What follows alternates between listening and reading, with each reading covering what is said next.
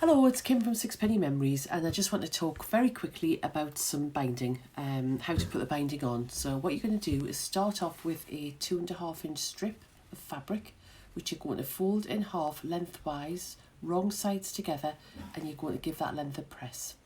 Once you've done that, take it to your cutting mat, and you're going to cut off a 45-degree angle. Just doesn't matter how big or small it is, just get that to a 45-degree angle. And then you're going to fold that over, so you're going to put a little hem in there, and then fold that back over and press it. So it'll actually look like that.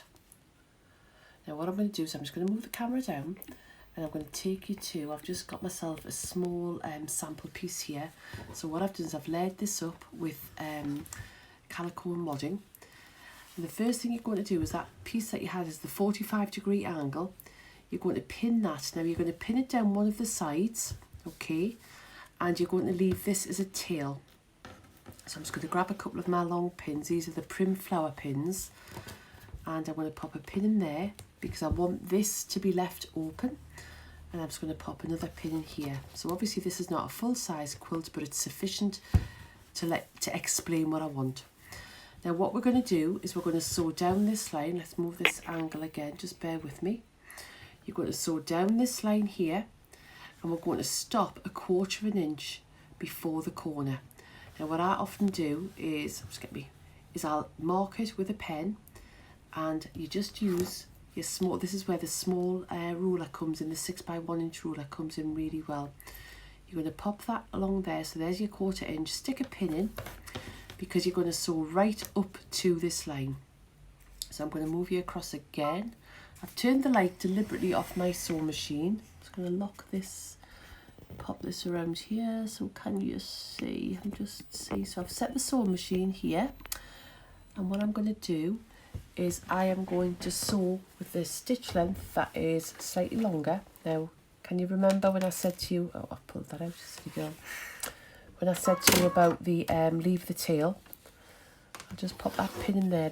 The idea of having the pin here is just because, I'll just get it there so you can see it.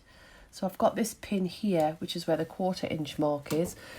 Now, if you're wanting to do, if your quilt's really thick, you might want to do a slightly larger seam allowance. That's absolutely fine. Help of me. Is that sewn? It's really weird not having the light, but I found that the light was bouncing back on the camera just before. Look, everything looked yellow. So I'm just sewing very slowly. Are we sewing? Yeah, we are sewing. And I've increased my stitch length on my Brother machine up to 3. And I'm actually not using the foot control on this one. So we're going to stitch right up to this pin. Not too much before, because I'm going to show you how to miter these corners very easily. So I'm just going to get right up to the pin. And I'm just going to do one more stitch. Okay, and once I've done that, I'm then going to do a reverse stitch. So I'm just going to do a couple of reverse stitches there just to secure it. And all will be explained in a moment. So I'm going to remove that pin, raise that. So can you see, I have sewn, I've left the tail, and I've sewn down here. All right, and I've deliberately done it in a cream stitch. Then what you're going to do is you're going to fold the fabric up. I'm going to move this onto the table, so just bear with us again. I've got myself a new tripod, so hopefully it works. So what you're going to do now is you've got your point here, moving across to there, all right? You're going to fold this up, so it's folding the whole of the binding up, and can you see you've created this 45-degree angle there? And then you're going to bend it back, so this is now in line. Shall I do that again? So I've sewn up to the 1/4 inch, I've stopped, I've done a reverse stitch. I'm going to fold it, as I used to say, north or up over, all right, away from my work, and then bring it down so this is all nice and squared off here. And you can, if you want to, just pop a pin in there, because where you're going to start sewing now is from this very top line here and down to meet the next corner, and carry on doing exactly as you are that you've just done before. So what I'm just going to do is I'm just going to move this back to the sewing machine again. And I'm going to pop this in here. And I'm going to just sew down. And once you've got this sewing machine, you know, in, the needle in, then you can take that pin out. So we'll just get a little bit further. Just increase the stitch there. And then I'm going to stop. Now you wouldn't stop at this point, but I just wanted to show you the effect that you've had. So what you've done is you've sewn up to this point here, and this is what's going to create your lovely mitered corner. Can you see that? I'll take this one out here. And what you would do is you would fold this over, just turn it over, you'll fold that over to that side and that over to that side. So you've got yourself a lovely mitre on the back, can you see here? And you've got, more importantly, a lovely mitre on the front. Now, what we're going to do now is I'm going to show you, I'll just chop this bit off and we'll just come round the corner. Just bear with me one moment and I'll just grab my scissors. I should have had these prepared. So what you'll do is you'll come round your corners and you'll have come on the last corner. Let's pretend we've just done this one. I'm just going to stitch this one in place. Okay. I'm looking for the foot pedal and I'm not using that today. So I'm just going to stitch that. Now, can you remember you had the tail? Okay, so I'm just going to bring the camera around again to here. Let's get you down to there. So can you remember you've got this tail here? And what we want to do is we want to get ourselves a nice neat edge. And the way I do it, I'll just get rid of these threads. Okay. Is you pop a pin, all right? So you've got this bit here and you pop a pin in there and just keep that so it's nice and flat. And I usually just pin it at this point here. I've just pinned it on that piece that I folded over. And I'm going to flop this one in and I'm going to nestle this piece inside of this piece. So you don't want to cut it too short. If anything, cut it, check it. It's a bit too long there. Can you see where my stitching is?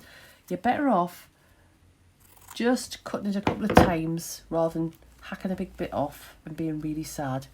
The next bit that you're going to do, getting this in properly, is I'm going to take that pin out there because I've got that nice and straight, lie that so that's inside of there, and then I'm popping this bit, that's me folded bit, remember that 45-degree angle up to here. So I'm just going to have a bit of fiddle. So this probably bit is the bit that's the fiddliest, shall we say. But what you're wanting to do is the piece that's come round the corner is nestled in beautifully. Can you see that? This piece that had your 45-degree is there. Everything's lying nice and flat. I'll pop a pin in there and I'm going to take that back to the sewing machine. And I'm just going to stitch down all the way. So I'm stitching, can you see, I'll bring it back over to the sewing machine there. And I'm going to stitch down from where I'd finished stitching before, all the way down, all the way past that point, right up to the bit where I started stitching. When I've got it there, that's great.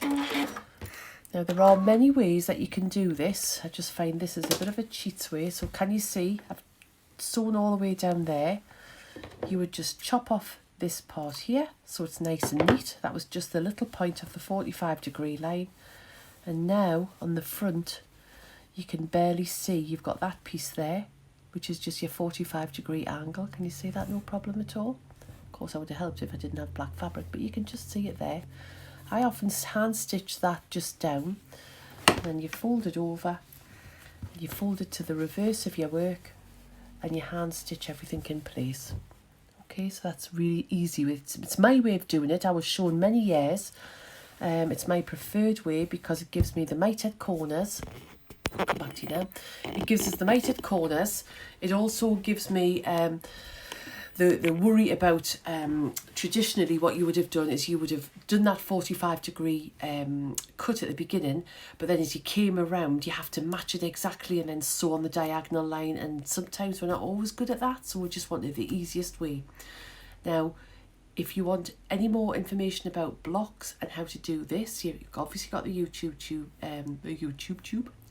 video, but also on our 6 Memories sampler quilt, which we have had on Crate and Craft for the last few weeks. You can grab any of those books on the 6-penny.com website. Thank you very much for watching.